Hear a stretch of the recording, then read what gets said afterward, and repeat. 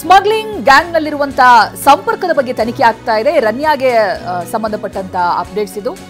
ಏರ್ಪೋರ್ಟ್ನಲ್ಲಿ travel agency, customs ಅಧಿಕಾರಿಗಳು, ಸ್ಥಳೀಯ ಪೊಲೀಸರು ಸೇರಿ ರನ್ಯಾಗೆ ಸಹಾಯ ಮಾಡಿದವರ ತನಿಖೆ ಆಗ್ತಾ ಇದೆ.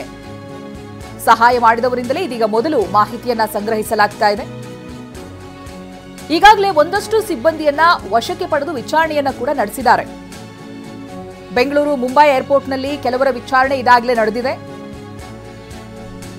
ಟ್ರಾವೆಲ್ ಏಜೆನ್ಸಿ ಹಾಗೆ ಜ್ಯುವೆಲರಿ ಅಂಗಡಿಗಳ ಮೇಲೂ ಕೂಡ ಪೊಲೀಸರು ಕಣ್ಣಿಟ್ಟಿದ್ದಾರೆ. ಸ್ಮಗ್ಲಿಂಗ್ ಗ್ಯಾಂಗ್ನಲ್ಲಿರುವವರ ಸಂಪರ್ಕದ ಬಗ್ಗೆ ತನಿಖೆ ನಡೀತಾ ಇದೆ. ಯಾಕೆಂತ ಹೇಳಿದ್ರೆ ರನ್ಯಾ ಒಬ್ಬರಿಂದ ಇಷ್ಟು ದೊಡ್ಡ ಮಟ್ಟಿಗೆ ಸ್ಮಗ್ಲಿಂಗ್ ಅನ್ನ ಮಾಡೋದಕ್ಕೆ ಸಾಧ್ಯನೇ ಇಲ್ಲ. ಅದು ಕೋಟ್ಯಾಂತರ ಮೌಲ್ಯ ಬೆಲೆ ಬಾಳುವಂತಹ ಚಿನ್ನದ ಬಿಸ್ಕೆಟ್ಗಳು ಒಂದು ದೇಶದಿಂದ ಬೆಂಗಳೂರಿನವರೆಗೂ ತರೋದಕ್ಕೆ ಯಾವುದೇ ಒಂದು ಚೆಕ್ಕಿಂಗ್ಗೆ ಒಳಪಡದೇನೆ ಬರೋದು ಅಸಾಧ್ಯ. ಹಾಗಾಗಿ ಇವರ ಹಿಂದೆ ಯಾರಿದ್ದಾರೆ, ಯಾರಿದಕ್ಕೆ ಕೈ ಜೋಡಿಸಿದ್ದಾರೆ, ಅದು ಜ್ಯುವೆಲರಿ ಮಾಲೀಕರಾಗಿರ್ಬೋದು, ಅಧಿಕಾರಿಗಳಾಗಿರ್ಬೋದು, ಎಲ್ಲರ ವಿಚಾರಣೆ ನಡೀತಾ ಇದೆ. ನಿಮ್ಮ ಜೊತೆ ಕೆಲಸ ಮಾಡಿದ್ದು ಬಹಳ ಖುಷಿ ಆಯಿತು. ನೀವೇ ಬೆಸ್ಟ್ ಬಾಸ್. ಇಷ್ಟು ಮ್ಯಾನೇಜರ್ ಆಗಿದ್ದೆ, ಇನ್ನು ಮುಂದೆ ಬಾಸ್ ಆಗ್ತೀನಿ. ಹೇಗೆ? Boss Vala boss Vala, B the boss. Travel agency, jewellery ಅಂಗಡಿಗಳ ಮೇಲೂ ಕೂಡ ಕಣ್ಣಿಟ್ಟಿದ್ದಾರೆ. ಚಿನ್ನ ರವಾನೆ ಹಾಗೆ ತಲುಪ್ತಾ ಇದ್ದ ಸ್ಥಳದ ಬಗ್ಗೆ ಆಳ ತನಿಖೆ ನಡೆಸಲಾಗ್ತಾ ಇದೆ. ಪ್ರತಿಷ್ಠಿತ ಜ್ಯುವೆಲರಿ, ಟ್ರಾವೆಲ್ ಸಂಸ್ಥೆಗಳಿಗೂ ಲಿಂಕ್ ಇರೋ ಬಗ್ಗೆನೂ ಕೂಡ ಶಂಕೆ ವ್ಯಕ್ತವಾಗ್ತಾ ಇದೆ. ಗೋಲ್ಡ್ ಅನ್ನ ರಿಸೀವ್ ಮಾಡ್ತಾ ಇದ್ದ ಗ್ಯಾಂಗ್ ಪತ್ತೆಗೆ ಇದೀಗ ತನಿಖೆ ಮುಂದುವರೆದಿದೆ. ಡಿಆರ್ಐ, ಸಿಬಿಐ ತನಿಖಾ ಸಂಸ್ಥೆಗಳಿಂದ ಸ್ಮಗ್ಲಿಂಗ್ ಜಾಲದ ತನಿಖೆ ನಡೀತಾ ಇದೆ. ಜ್ಯುವೆಲರಿ ಅಂಗಡಿ ಜೊತೆಗೆ ಆರೋಪಿ ರನ್ಯಾರಾವ್ಗೆ ಸಂಪರ್ಕ ಇತ್ತು.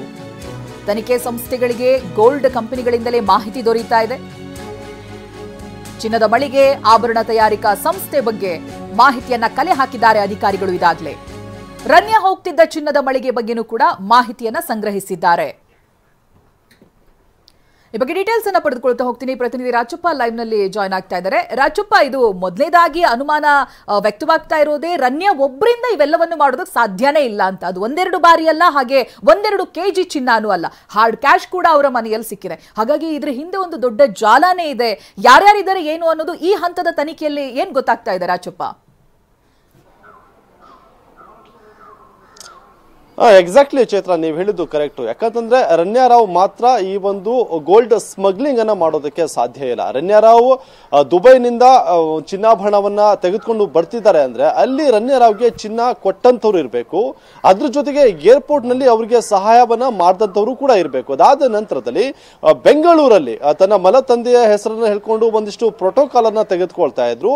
ಅದ್ರ ಜೊತೆಗೆ ಬೆಂಗಳೂರು ವಿಮಾನ ನಿಲ್ದಾಣದಲ್ಲೂ ಕೂಡ ರನ್ಯಾರಾವ್ಗೆ ಯಾರಾದ್ರೂ ಸಪೋರ್ಟ್ ಅನ್ನ ಮಾಡಿದ್ರ ಅಂದ್ರೆ ವಿಮಾನದಿಂದ ಇಳಿದು ಅದಾದ ನಂತರದಲ್ಲಿ ಹೊರಗಡೆ ಬರೋದಕ್ಕೂ ಕೂಡ ಯಾರಾದ್ರೂ ಅವರನ್ನ ಸೆಕ್ಯೂರ್ ಮಾಡ್ತಿದ್ರ ಅನ್ನುವಂತ ಅನುಮಾನ ಕೂಡ ಸದ್ಯಕ್ಕೆ ದಟ್ಟವಾಗಿರುವಂತದ್ದು. ಅವರು ಕೂಡ ಇರಲೇಬೇಕು. ಅದಾದ ನಂತರದಲ್ಲಿ ಏರ್ಪೋರ್ಟ್ ನಿಂದ ಹೊರಗಡೆ ಬಂದ ನಂತರದಲ್ಲಿ ಇಲ್ಲಿ ಬೆಂಗಳೂರಲ್ಲಿ ಯಾವ್ದಾದ್ರೂ ಒಂದು ಚಿನ್ನದ ಅಂಗಡಿಗೆ ಅದನ್ನ ನೀಡೋದಕ್ಕೆ ರನ್ನರ್ ಅವರು ಮುಂದಾಗ್ತಾ ಇದ್ರು. ಆ ಅಂಗಡಿ ಯಾವುದು ಅನ್ನುವಂತಹ ನಿಟ್ಟಿನಲ್ಲೂ ಕೂಡ ಈಗಾಗಲೇ ಡಿಆರ್ಐ ಅದರ ಜೊತೆಗೆ ಸಿಬಿಐ ಜಂಟಿಗೆ ಒಂದು ರೀತಿಯಲ್ಲಿ ತನಿಖೆನ ಕೂಡ ನಡೆಸ್ತಾ ಇರುವಂತದ್ದು. ಹಾಗಾಗಿ ಇದು ಕೇವಲ ರನ್ಯರ್ ಅವರಿಂದ ಮಾತ್ರ ಸಾಧ್ಯ ಅಲ್ಲ, ಅದ್ರ ಜೊತೆಗೆ ಇದೊಂದು ದೊಡ್ಡ ಗ್ಯಾಂಗ್ ಇದೆ ಇದ್ರೆ ಹಿಂದೆ ಅನ್ನುವುದಂತೂ ಸ್ಪಷ್ಟ. ಹಾಗಾಗಿ ಆ ಒಂದು ಗ್ಯಾಂಗ್ ನಲ್ಲಿ ಇರುವಂತಹ ಪ್ರಭಾವಿಗಳು ಯಾರು ಅನ್ನುವಂತಹ ಒಂದಿಷ್ಟು ಅನುಮಾನಗಳು ಕೂಡ ಮೂಡ್ತಾ ಇರುವಂತದ್ದು. ಯಾಕಂತಂದ್ರೆ 1-2 kg ಅಲ್ಲ, 14 kg ಚಿನ್ನಾಭರಣವನ್ನ ಸ್ಮಗ್ಲಿಂಗ್ ಮಾಡ್ಕೊಂಡು ಬರ್ತಾರೆ ಅಂದ್ರೆ ಅವರಿಗೆ ಯಾರಾದ್ರೂ ಪ್ರಭಾವಿ ನಾಯಕರ ಲಿಂಕ್ ಇದ್ದೇ ಇರತ್ತೆ ಅನ್ನುವಂತ ಸಂಶಯ ಕೂಡ ಈಗ ಗೊತ್ತಾಗ್ತಾ ಇರುವಂತದ್ದು. ಇದೇ ಕಾರಣಕ್ಕೋಸ್ಕರ ಈಗಾಗಲೇ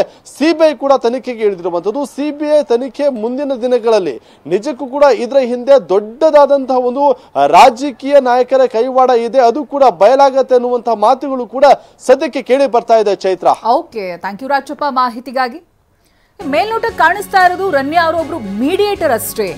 ಅವರು ಗೋಲ್ಡ್ ಕೊಡ್ತಾ ಇದ್ದಿದ್ಯಾರು, ತಗೊಂಡೋಗಿ ಇವರೆಲ್ಲಿ ಕೊಡ್ತಾ ಇದ್ರು, ಇವೆಲ್ಲವೂ ಕೂಡ ತನಿಖೆ ಆಗ್ತಾ ಇದೆ. ಮತ್ತೊಂದ್ ಕಡೆ ಒಂದೇ ವಾರ 3 ಕಡೆ ಗೋಲ್ಡ್ ಸ್ಮಗ್ಲಿಂಗ್ ಕೇಸ್ ಬೆಳಕಿಗೆ ಬಂದಿದೆ. ಗೋಲ್ಡ್ ಸ್ಮಗ್ಲಿಂಗ್ ಜಾಲದ ಬಗ್ಗೆ ಡಿಆರ್ಐ ಅಲರ್ಟ್ ಆಗಿದೆ. ಇದೀಗ ದೆಹಲಿಯಲ್ಲಿ ಸಿಕ್ಕ ಸುಳಿವಿನ ಮೇಲೆ ಇತರ ಕಡೆ ಎಚ್ಚೆತ್ತಿದ್ದಾರೆ ಡಿಆರ್ಐ. ಬೇರೆ ಕಡೆನೂ ಹೀಗೆ ನಡೀತಿರಬಹುದು ಅಂತ. ದೆಹಲಿ ಬಳಿಕ ಬೆಂಗಳೂರು, ಮುಂಬೈನಲ್ಲಿ ಆರೋಪಿಗಳನ್ನ ಸೆರೆ ಹಿಡಿಯಲಾಗಿದೆ. ಡಿಆರ್ಐ ಗೋಲ್ಡ್ ಸ್ಮಗ್ಲಿಂಗ್ ಭೇದಿಸಿದ ಬಳಿಕ ಇದೀಗ ಸಿಬಿಐ ಅಧಿಕಾರಿಗಳು ಕೂಡ ಎಂಟ್ರಿ ಕೊಟ್ಟಿದ್ದಾರೆ. ಈಗ ಸಿಬಿಐ ಅಧಿಕಾರಿಗಳಿಂದ ಸ್ವಯಂ ತನಿಖೆ ಪ್ರಾರಂಭ ಆಗಿದೆ. 3 ಸ್ಮಗ್ಲಿಂಗ್ ಕೇಸ್ಗಳ ಬಗ್ಗೆ ತನಿಖೆಯನ್ನ ಕೈಗೊಂಡಿದೆ ಸಿಬಿಐ ತಂಡ. ಸಿಂಡಿಕೇಟ್ ಮೂಲಕವಾಗಿ ಗೋಲ್ಡ್ ಸ್ಮಗ್ಲಿಂಗ್ ನಡೆಸ್ತಾ ಇರುವಂತಹ ಶಂಕೆ ವ್ಯಕ್ತವಾಗ್ತಾ ಇದೆ. ರನ್ಯಾ ಮಾತ್ರ ಅಲ್ಲ, ಇದರ ಹಿಂದೆ ಪ್ರತ್ಯೇಕ ಜಾಲದ ಗುಮಾನಿ ಇದೆ. ಗೋಲ್ಡ್ ಸ್ಮಗ್ಲಿಂಗ್ ಜಾಲವನ್ನ ಬಯಲಿಗೆಳೆಯೋದಕ್ಕೆ ಸಿಬಿಐ ಇದೀಗ ಅಖಾಡಕ್ಕೆ ಇಳಿದಿದೆ. ಮಾರ್ಚ್ 2ನೇ ತಾರೀಕು ದೆಹಲಿ ಏರ್ಪೋರ್ಟ್ನಲ್ಲಿ 3 ಸೆರೆ ಹಿಡಿಯಲಾಗಿದೆ. ಮಯನ್ಮಾರ್ನಿಂದ ಅಕ್ರಮವಾಗಿ ಇವರು ಗೋಲ್ಡ್ ಅನ್ನ ಸಾಗಾಟ ಮಾಡ್ತಾ ಇದ್ರು. ಸುಮಾರು 2 ಕೆಜಿ 158 ಗ್ರಾಂ ಗೋಲ್ಡ್ ಅನ್ನ ಸೀಸ್ ಮಾಡಿದ್ದಾರೆ ಅಧಿಕಾರಿಗಳು. ಶೂನಲ್ಲಿ ಅಕ್ರಮವಾಗಿ ಗೋಲ್ಡ್ ಅನ್ನ ಇವರು ಸಾಗಿಸೋದಕ್ಕೆ ಮುಂದಾಗಿದ್ರು ಅಂತ. ರನ್ಯಾರಾವ್ ಪ್ರಕರಣ ಬೆಳಕಿಗೆ ಬರ್ತಾ ಇದ್ದ ಹಾಗೆ ಬ್ಯಾಕ್ ಟು ಬ್ಯಾಕ್ 3 ಪ್ರಕರಣಗಳು ಬೆಳಕಿಗೆ ಬರ್ತಾ ಇದೆ. ಇದೀಗ 3 ಬಂಧಿಸಿದ್ದಾರೆ ಡಿಆರ್ಐ ಅಧಿಕಾರಿಗಳು.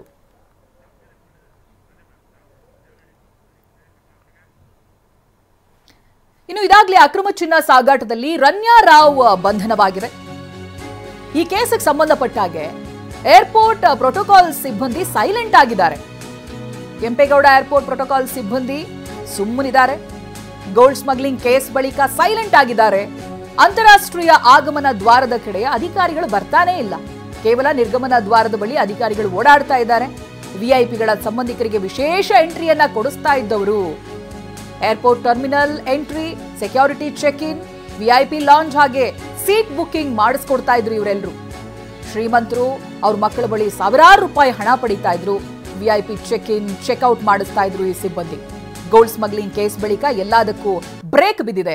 ಎಲ್ಲರನ್ನೂ ಕಡ್ಡಾಯವಾಗಿ ತಪಾಸಣೆಯನ್ನ ನಡೆಸ್ತಾ ಇದ್ದಾರೆ ಅಧಿಕಾರಿಗಳು.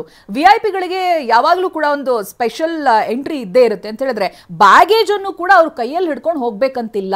ಅದಕ್ಕೂ ಕೂಡ ಅಸಿಸ್ಟೆನ್ಸ್ ಸಿಗುತ್ತೆ. ವೈಲ್ ನೀವು ಟಿಕೆಟ್ ಬುಕ್ ಮಾಡಬೇಕಾದ್ರೆ ಆ ರೀತಿಯಾದಂಥ ಸರ್ವಿಸ್ ಅನ್ನ ಪಡೆದುಕೊಂಡ್ರೆ ನೀವೆಷ್ಟೋ ಗಮನಿಸಿರ್ತೀರಾ. ಈ ಸೆಲೆಬ್ರಿಟಿಗಳು ಏರ್ಪೋರ್ಟ್ಗೆ ಬರಬೇಕಾದ್ರೆ ಅವ್ರ ಕೈಯಲ್ಲಿ ಒಂದು ಚಿಕ್ಕ ಬ್ಯಾಗ್ ಕೂಡ ಇರೋದಿಲ್ಲ. ಮೊಬೈಲ್ ಫೋನಲ್ಲಿ ಬಂದಿರ್ತಾರೆ. ಅದರ ಅರ್ಥ ಅವ್ರ ಹತ್ರ ಬ್ಯಾಗೇಜ್ ಇರೋದಿಲ್ಲ ಅಂತ ಅಲ್ಲ, ಅದಕ್ಕೆ ಬೇರೆ ವ್ಯವಸ್ಥೆಗಳಿರುತ್ತೆ. ಏರ್ಪೋರ್ಟ್ ಸಿಬ್ಬಂದಿ ಅದಕ್ಕೆ ಸಹಾಯ ಮಾಡ್ತಾರೆ. ಅವರೇ ಅಸಿಸ್ಟೆನ್ಸ್ ಆಗಿ ಬಂದಿರ್ತಾರೆ. ಇದೀಗ ಅವರೆಲ್ಲರ ತನಿಖೆಯನ್ನ ಮಾಡಬೇಕಾಗುತ್ತೆ. ಎಲ್ಲಾ ಕಡೆಯಲ್ಲೂ ಕೂಡ ಅನುಮಾನಗಳು ವ್ಯಕ್ತವಾಗ್ತಾ ಇದೆ. Airport terminal entry, security check in, VIP lounge ಹಾಗೆ ಸೀಟ್ ಬುಕಿಂಗ್ ಮಾಡಿಸ್ಕೊಡ್ತಾ ಇದ್ದವರು ಅವರ ತನಿಖೆಗಳು ಕೂಡ ಆಗಬೇಕಿದೆ.